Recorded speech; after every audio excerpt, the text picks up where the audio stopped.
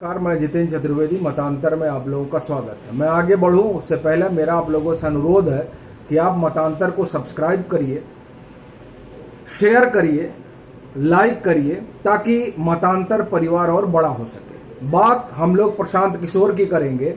प्रशांत किशोर के बारे में आप लोग में काफ़ी कौतूहल भी रहता है, लेकिन प्रशांत किशोर के बारे में आधी अधूरी जानकारी लेकर जो लोग टहलते हैं वो प्रशांत किशोर को महामानव मानते हैं, और दरअसल उनको महामानव के रूप में पेश उस लुटियन मीडिया ने किया है जो प्रशांत किशोर को तो महामानव बताती है, और नरेंद्र मोदी और अमित शाह जिनकी वजह से प्रशांत किशोर बने उनको हाशिए पर रखती है। वो अरे नहीं नहीं इनका क्या है। खैर, इतने ही अगर काबिल होते तो मेरा फिर एक बार यही सवाल है कि वो काबिलियत 2019 में क्यों नहीं दिखी।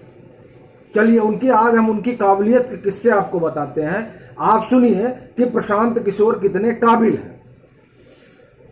कांग्रेस में उनकी नो एंट्री हो चुकी है, ये नई खबर नहीं है, खबर पुरानी है। कांग्रेस में गांधी परिवार ने हाथ जोड़ लिया कि अब आपकी जरूरत हमको नहीं। अभी पिछले दिनों चल रहा था कि अरे वो आ रहे हैं और पूरी कांग्रेस को उलट पुलट कर देंगे। तो कांग्रेस के ही लोगों ने विद्रोह कर दिया कि ऐसे जानकार की हमको जरूरत नहीं है। और वैसे भी अगर खबरें सही हैं और इन जानकार की सलाह पर नवजोत सिद्धू को अध्यक्ष बनाया गया है तो आप ये समझ सकते हैं कि प्रशांत किशोर कितने जानकार हैं। चूंकि जो आदमी पंजाब को थोड़ा बहुत भी जानता है और राजनीति में थोड़ी बहुत भी रुचि रखता है, उसको पता है कि नवजोत सिंह सिद्धू को बनाकर कांग्रेस ने अकाली दल को वॉकओवर दे दिया। अब अकाली सरकार बना रही है और ये कांग्रेस के लोग भी जानते हैं और मानते हैं। तो ये अगर प्रशांत किशोर की सलाह पर हुआ है, नवजोत सिद्धू को बनाया गया है, तो आप समझिए कि प्रशांत किशोर कितने जानकार हैं और कितने होशियार हैं। ये आप सब अब इस चीज को समझिए। अब हम आते हैं कि जब प्रशांत किशोर को नमस्कार कर ही दिया गया उनकी इस काबिलियत की वजह से। प्रशांत किशोर जो है वो 2012-13 में एक टीम बनी, प्रधानमंत्री, उस समय गुजरात के मुख्यमंत्री टीम बनी। उसमें प्रशांत किशोर जैसे 72 रणनीतिकार थे। या आप इस मुगालते में आप मत रहिएगा कि अकेले ही थे, वहां पर 72 ऐसे लोग थे जो स्ट्रेटेजी बनाते थे, उसमें एक ये भी थे। तो बातचीत हुई, काम शुरू हुआ, और आज भी जो पीएम की टीम है उसमें ढेर सारे रणनीतिकार हैं। इसको आप समझिए। जो लोग पीएम की टीम को जानते होंगे, एक किताब आई है, ये पिछले साल 2019 में ही आई थी। वो किताब है संतोष कुमार की, भारत कैसे हुआ मोदी में। उसमें आप देखिएगा, उसमें उनकी पूरी जो टीम है उस टीम के कई की लोगों का जिक्र है, जिसमें आप हिरेन जोशी हो गए वो, और आज से नहीं, वो तो हमको लग रहा तकरीबन 2 दशक से पीएम के साथ है। जब गुजरात के सीएम थे तब से उनके साथ है, और ऐसे ही कई लोग हैं उनकी टीम में। तो सबसे पहली चीज तो जो वो टीम थी, गुजरात, तत्कालीन गुजरात के सीएम और मौजूदा भारत के प्रधानमंत्री, उस टीम में प्रशांत किशोर जैसे सैकड़ों लोग थे। एक बात। दूसरी बात, जब जीत गई भाजपा तो जो चीजें जो सब बड़े पत्रकार बताते हैं, और वो ऐसा नहीं है कि वो यूट्यूब पर भी ये सब बता चुके हैं, लेकिन कुछ लोग सुनते नहीं हैं और जानते नहीं हैं, इसलिए तरह तरह की बातें करते हैं, तो वो आज जान ले। तो जब जीत गए नरेंद्र मोदी, तब ये पहुंचे कि साहब हमको कुछ दीजिए, हमने तो बड़ा तीर मारा है। तो उन्होंने कहा देखो ऐसा है, तुम काम किए, पैसा लिए, अब निकल लो, अब बहुत हो गया। अब इनको गुस्सा लगी, अरे हमारी वजह से चुनाव जीते और हमको बता रहे हैं कि अब तुम निकल लो।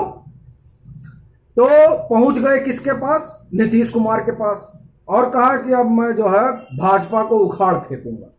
तो नीतीश कुमार के यहां इनकी क्या भूमिका रही, वो कई बड़े पत्रकार ये बात बता चुके हैं कि नारा लिखते थे, और जो सीट का नेगोशिएशन होता था उस नेगोशिएशन में बतौर संदेश वाहक नीतीश कुमार इनको भेजते थे कि जाके जरा लालू यादव को समझा दीजिए कि इस सीट पे नहीं, सीट पे हम लोग काम करेंगे। तो ये उनकी भूमिका थी कि एक संदेश वाहक की भूमिका थी, और नारा वारा गढ़ते थे। मैंने जान लीजिए कि 2-4 नारा लिख के भेज दिए। जो लोग जो भी ठीक ठाक पत्रकार हैं वो सारा ये काम करते हैं चुनाव के, मतलब सारा अगर ना कहें तो भी कई पत्रकारों से इस लिहाज से जो बड़े बड़े नेता हैं वो सलाह लेते हैं और उनसे इनपुट लेते रहते हैं। तो उसी तरीके का इनपुट जो है इनसे उस समय जदयू ने लिया। कोई बहुत भारी स्ट्रेटेजिस्ट तो है नहीं। अब आगे दूसरी बात, सरकार बन गई तो ये हुआ कि अरे प्रशांत किशोर ने तीर मार दिया। इसी बीच जो वरिष्ठ पत्रकारों का कहना है कि जब एनडीए दोबारा जदयू जो है नीतीश कुमार दोबारा एनडीए में गए तो प्रशांत किशोर को पता ही नहीं था। अब प्रशांत किशोर बेचारे हैरान परेशान, क्या करें। तो फिर इनको एक नया क्लाइंट मिल गया कांग्रेस के रूप में। अब ये आ गए खाट बिछाने। अब देखिए खाट बिछाने है और खाट खड़ी हो गई कांग्रेस की। आपको याद होगा खाट पर चर्चा में खाली राहुल गांधी रहते थे, बाकी कोई नहीं रहता था। और खाट भी लोग लेके भाग गए, तो खटिया खड़ी करके चले गए। अब जब खटिया खड़ी करके चले गए तो अब बेचारे मायूस कि बताओ यार, यहाँ तो हम फुस हो गए। हम बड़े जो है रणनीतिकार बन के टहल रहे थे, तो फुस हो गए। तो कहा जाता है कि पहुंच गए पीएम के पास। ये पब्लिक डोमेन में है कि पीएम उनसे मिल लेते हैं, बात कर लेते हैं। ये अभी कौमी कपूर भी लिख रही थी। कौमी कपूर ने जो लिखा, जब उन्होंने लिखा कि 300 सीट का ऐसा आंकड़ा है कि सब उनसे मिलता रहता है, तो वो हमको बहुत फालतू की बात लगी कि ऐसा कोई जो है अगर 300 का ऐसा ही आंकड़ा लेके टहल रहे हैं तो काहे नहीं नीतीश कुमार को प्रधानमंत्री बना दिए, और काहे नहीं जो है काहे ये कांग्रेस वाले उनको भगा दिए कि चलो हमारे यहाँ जरूरत नहीं है। तो बहरहाल तो वो गए और वहां उन्होंने कहा कि हमको कुछ चाहिए। तो उन्होंने कहा कि जाइए अमित शाह से मिलिए, वो आपको कुछ दे दिया जाएगा। पहले उन्होंने पीएमओ में काम करने की इच्छा जताई तो पीएम ने मना कर दिया, नहीं नहीं यहां सब नहीं, चलो हो गया, बहुत काम कर लिए। ठीक, अब ये पहुंचे पार्टी में, संगठन में। ये हुआ कि इनको सचिव वचिव बना दिया जाए। अब सचिव वचिव जब बनाने की बात हुई तो इन्होंने कहा नहीं नहीं नहीं, अरे हमने तो इतना बड़ा तीर मारा था, तो हमको तो सचिव नहीं कुछ महामंत्री मंत्री बनाइए और अमित शाह के बगल में कमरा दीजिए। एक वरिष्ठ पत्रकार ने ये सारी चीजें अपने यूट्यूब पर बता रखी है। तो कहा हमको कमरा दीजिए, तो कहा ना ना ना ना। तो फिर पार्टी ने कहा कि तुम कौन से 30 मार खा हो प्रशांत किशोर, कौन से तुम भारी 30 मार खाओ जो तुमको कमरा दिया जाए अमित शाह के बगल वाला, चलो निकल लो यहां से। तो फिर वो कहा कि थोड़ा जो है जदयू से बात कर लीजिए और हमको कहीं एडजस्ट करवा दीजिए। ये बात नीतीश कुमार कहे हैं कि हमको अमित शाह ने फोन किया कि रख लो इसको। तो आए और फिर आप देखिए ये इतने काबिल हैं कि इनको नीतीश कुमार रखने के लिए तैयार नहीं थे, पैरवी करानी पड़ी इनको अमित शाह से। ये इनकी काबिलियत है। जो बहुत भारी मास्टर स्ट्रेटेजिस्ट है उनकी कहानी ध्यान से सुनिए। तब फोन हुआ, जब फोन हुआ तब ये गए वहां गए तो जो है रख लिया गया कि चलो ठीक है, उपाध्यक्ष बना दिया गया। अब देखिए उपाध्यक्ष बनने के बाद इन्होंने, उसके पहले भी इन्होंने कहा था कि मैं नया मॉडल खड़ा करेंगे यहां पर, और संभवतः सहवाल गुप्त को जो रिप्लेस करने वाली एक स्थिति समझिए, जो मैं समझ पाता हूं, जो एक नया मॉडल है, क्योंकि उन्होंने तो एक नया मॉडल वहां खड़ा ही किया और जिसके बारे में बहुत चर्चा हुई। वो मतलब अध्ययन पॉलिसी के स्तर पर जिस तरह की वहां अध्ययन होता है।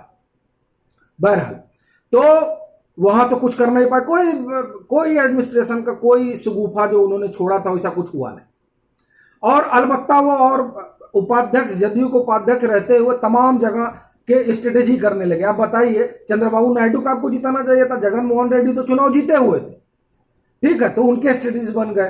कैप्टन जो चुनाव जीते हुए थे उनके स्ट्रेटेजी बन गए। अभी देखिए ना, अभी स्ट्रेटेजी लगाया है नवजोत सिद्धू की, देखिए क्या होता है। तो खैर जदयू को उपाध्यक्ष रहते हुए मार स्ट्रेटेजी बनाने लगे, तमाम पार्टियों को जिताने लगे। अब इसी में क्या हुआ कि चूंकि नीतीश कुमार तो जानते थे कि हम नारा ही गढ़ते हैं। आपने कभी सोचा कि नीतीश कुमार को छोड़कर क्यों गए, जदयू से क्यों गए? उपाध्यक्ष इनको बनाया गया था, कहा जा रहा था कि इनके राजनीतिक उत्तराधिकारी हैं, तो उत्तराधिकारी भाग कहां गए अचानक? दरअसल नीतीश कुमार तो जान रहे थे कि कितने काबिल हैं। तो अब ये बेचारे प्रशांत किशोर स्वांत सुखाए मार्केटिंग में क्या कहते हैं लब्ध, और इनको लग रहा था कि अरे हमको नीतीश कुमार भाव नहीं दे रहे, तो भाग गए। तो समझ गए, और नीतीश कुमार भाव देते क्यों? क्योंकि वो तो था पा चुके थे कि तुम्हारे अंदर है कुछ नहीं, वो पूरा फुस्स है। और किस तरह से ये फुस्स है इसकी कहानी 2015 में कई पत्रकार जो है, बड़े पत्रकार जो इस पूरी नीतीश कुमार की रणनीति में थे, वो लोग इस बात को बाकायदे बताते हैं किस तरह से जातिगत समीकरण हम लोगों ने बैठ के बनाया, हम लोगों ने सारी चीजें तय की। फिलहाल तो वहां जब भाव नहीं मिला तो वहां से भाग गए, होते ममता बनर्जी के पास। अच्छा, ममता बनर्जी के पास चले गए, जान रहे थे ये भी विनिंग कॉम्बिनेशन है, तो वहां भी जो है अब ये हुआ कि अरे क्या स्ट्रेटेजी लगाई और ये जीत जिता गए। अब जब जीत जिता गए तो कहे अब हम जो है, अब मैं रणनीतिकार से संन्यास लूंगा। अब कहां जाइएगा, अब क्या करिएगा, तो यही कहना पड़ेगा कि संन्यास लूंगा। और इस संन्यास के बीच उनकी जो कंपनी है पैक, वहां के 85% कर्मचारियों को निकाल दिया गया। इन्होंने कहा कि नहीं, अब हाथ जोड़ लिया, हम तुमको काम वाम नहीं दे सकते। बताइए, एक तो उनको भगा दी और उसके बाद में भाग के खुद कहां आए, भाग के आए कांग्रेस के पास। तो कांग्रेस में क्या हाल हुआ ये आपने जान ही लिया कि अब वहां गए तो वहां पहले लगा रहे साहब आइए आइए आइए, फिर कांग्रेस में ही विद्रोह हो गया कि इनके जितने जानकार हम लोग जानते हैं, 17 में खटिया खड़ी कर दी। पंजाब की तो दुर्गति कराने उतर यहाँ है, तब भी आप लोग इनको रखेंगे। तो वहां जो है कमलनाथ और भी जो बड़े नेता हैं उन लोगों ने जब ऐतराज जताया तो ये हुआ कि नहीं, अब इनकी यहां भी जरूरत नहीं है। तो ये स्ट्रेटेजिस्ट हैं जो खुद पीएम के नाम पर खा रहे हैं, मतलब नरेंद्र मोदी के नाम पे खा रहे हैं, ये इतने बड़े रणनीतिकार हैं। लेकिन जो लुटियन मीडिया है वो करती क्या है कि इनका आभा मंडल गढ़ रही है, इनको बड़ा कर रही है, खड़ा कर रही है कि देखिए इन्हीं की स्ट्रेटजी थी जो हुआ, जबकि किसी कोई स्ट्रेटजी नहीं है। हाँ, जो लोग मुगालते में है वो लोग मुगालते में बने रहे, उसके लिए तो कुछ कहा नहीं जा सकता है। फिलहाल चलते हैं, फिर मिलेंगे एक नए मसले के साथ, तब तक के लिए राम राम।